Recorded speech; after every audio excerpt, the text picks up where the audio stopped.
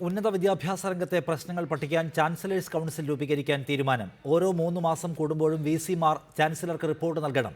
സ്വാശ്രയ പരീക്ഷാ കേന്ദ്രങ്ങളിൽ നിരീക്ഷണ ക്യാമറകൾ സ്ഥാപിക്കാനും തീരുമാനമായി.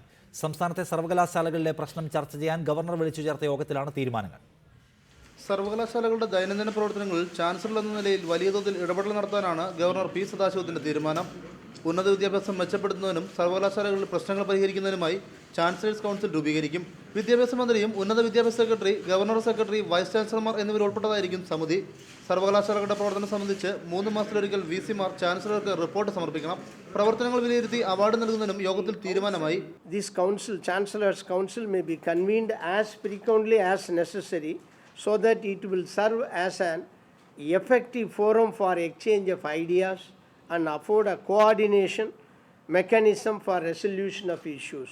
സർവകലാശാലകളുടെ കീഴിൽ പ്രവർത്തിക്കുന്ന സ്വാശ്രയ കോളേജുകളിലെ വിദ്യാഭ്യാസ നിലവാരം ഉയർത്തും. പരീക്ഷാ കേന്ദ്രങ്ങളിൽ CCTV ക്യാമറകൾ സ്ഥാപിക്കുന്നതിനും യോഗം തീരുമാനിച്ചിട്ടുണ്ട്. അക്കാദമിക് വിഷയങ്ങൾക്കപ്പുറം വൈസ് ചാൻസലർമാർ ഉന്നയിച്ച പരാതികളും പരിഹരിക്കുമെന്ന് ഗവർണർ ഉറപ്പു നൽകി. കാലിക്കറ്റ് സർവകലാശാലയിലെ പ്രശ്നങ്ങൾ പരിഹരിക്കുമെന്നും ഗവർണർ യോഗത്തിൽ വ്യക്തമാക്കി. നേരത്തെ യോഗം നടന്ന കുസാറ്റ് ഹാളിലേക്ക് വിവിധ വിദ്യാർത്ഥി സംഘടനകളുടെ നേതൃത്വത്തിൽ പ്രതിഷേധ മാർച്ചും സംഘടിപ്പിച്ചിരുന്നു. റിപ്പോർട്ടർ, കൊച്ചി.